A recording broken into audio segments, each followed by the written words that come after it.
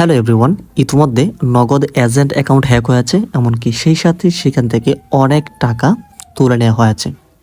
এরকম একটি ঘটনা ঘটেছে সম্প্রতি।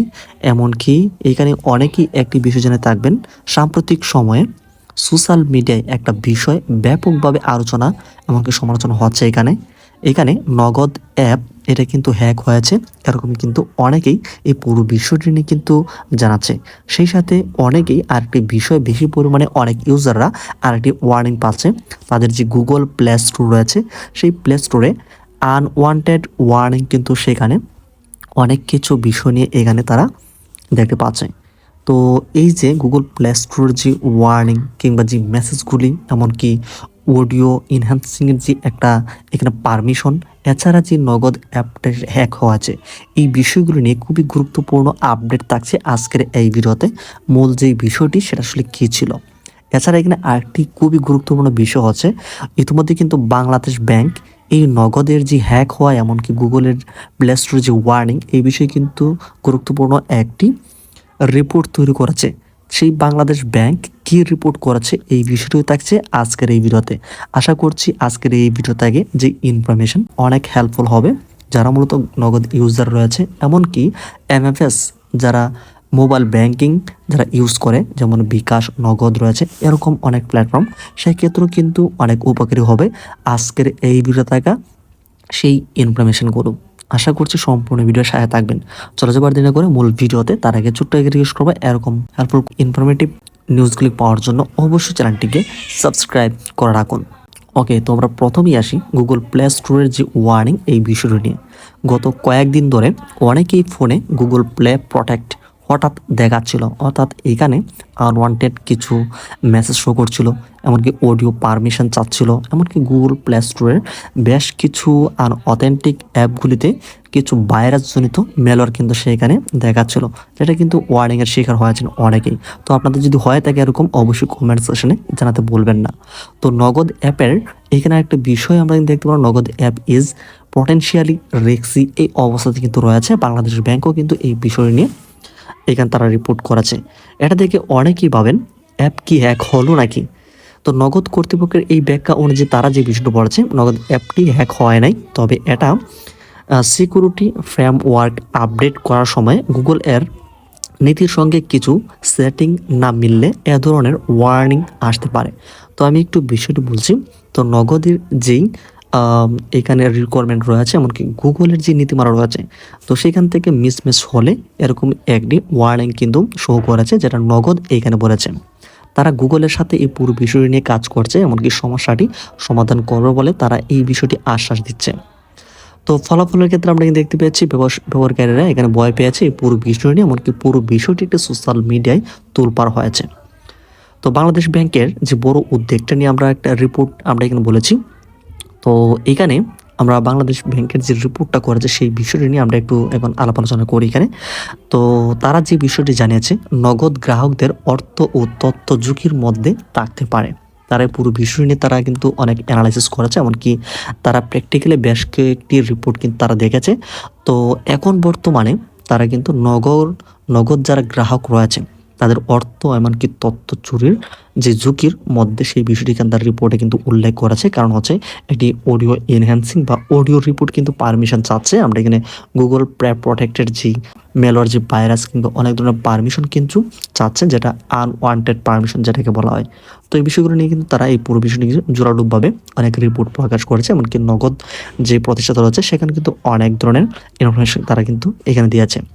এছাড়া অতিরিক্ত ই মানি ইস্যু তারা কিন্তু এখানে রিপোর্টে উল্লেখ করেছে, অর্থাৎ প্রয়োজনের চেয়ে বেশি ভার্চুয়াল মানি তৈরি, এমন অভিযোগ রয়েছে এই নগদ যে প্রতিষ্ঠাতার ভিতরে সেই বিষয়ে। তো এটাও কিন্তু রিপোর্ট করেছে বাংলাদেশ ব্যাংক। অনুমোদনহীন পরিবেশের মাধ্যমে কোটি কোটি টাকা উত্তোলনের কথাও বলা হয়েছে এই নগদের নামে। সবচেয়ে গুরুত্বপূর্ণ হচ্ছে নগদের ফরেন্সিক অডিট মাঝপথে থেমে গিয়েছে, এটা স্বাভাবিক প্রক্রিয়া নয়। এতে আরও প্রশ্ন কিন্তু অনেক যেমন তৈরি হচ্ছে। তো এখানে আমরা বাংলাদেশ ব্যাংকের যে পুরো বিষয় নিয়ে উদ্যোগটি ছিল, এখানে বেশ কয়েকটি গুরুত্বপূর্ণ রিপোর্ট তৈরি করেছে। এই বিষয়গুলি অবশ্যই মেনে কিন্তু এখন পরবর্তী পর্যায়ে কিন্তু তারা পরবর্তী স্টেপ নেবে। এখন এখানে আরেকটি গুরুত্বপূর্ণ বিষয় হচ্ছে, শিক্ষাবুট নামে একটি ম্যালওয়্যার ভাইরাস রয়েছে, যেটা এই ম্যালওয়্যার বিশেষ করে বাংলাদেশি ব্যবহারকারীদের টার্গেট করে। এটি কিভাবে কাজ করে আমি একটু বলি। ফেক অ্যাপ হিসেবে চড়ায়, এক্সিবিলিটি পারমিশন প্লাস SMS পারমিশন চায়। এরপর এখানে নগদ বা বিকাশ বা এখানে MFS যেই ধরনের অ্যাপ ব্যবহার রয়েছে সেখানে অটো ট্রানজ্যাকশন হতে শুরু করে, যেমন বিকাশ, নগদ অর্থাৎ মোবাইল ব্যাংকিং যে অ্যাপগুলো রয়েছে, এই যে ম্যালওয়্যারটা যদি পারমিশন একবার হয়ে যায় সেটা কিন্তু অটো ট্রানজ্যাকশন হয়, তথ্য চুরি হয়, OTP পড়তে পারা কিন্তু তার ম্যালওয়্যার ভাইরাসটা কিন্তু অটোমেটিকলি এটা হয়ে যায়। তো এগুলো কিন্তু ঘটতে পারে, অনেক ব্যবহারকারীরা অনেক হ্যাক বলছে, এমনকি ঘটনাগুলো আসলে তাদের ফোনে থাকা ভাইরাসের কারণে হতে পারে। এই বিষয়টি কিন্তু নগদ অ্যাপের যেই কর্তৃপক্ষরা তারা কিন্তু এই পুরো বিষয়টি বলছে। তো এখানে অনেকে একটু সতর্ক থাকতে হবে।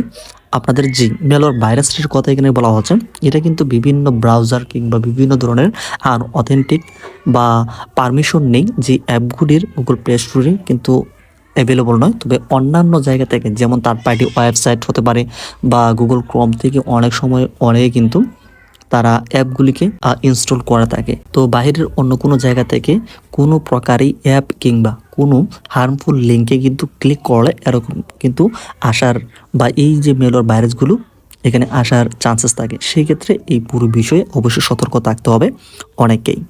এখানে একটা বিষয় আমরা এখানে বলছি যে এজেন্ট অ্যাকাউন্ট হ্যাক হওয়ার বিষয়ে আমরা যে বিষয়টি যে তথ্যটি আমরা পেয়েছি এখানে বাংলাদেশ ব্যাংক এখানে রিপোর্ট করেছে, আমরা কিন্তু দেখতে পেলাম একজন নগদ এজেন্টের অ্যাকাউন্ট হ্যাক হয়েছে, এমনকি প্রায় লাখ টাকার বেশি এখানে টাকা কিন্তু তুলে নেওয়া হয়েছে হ্যাকিংয়ের মাধ্যমে।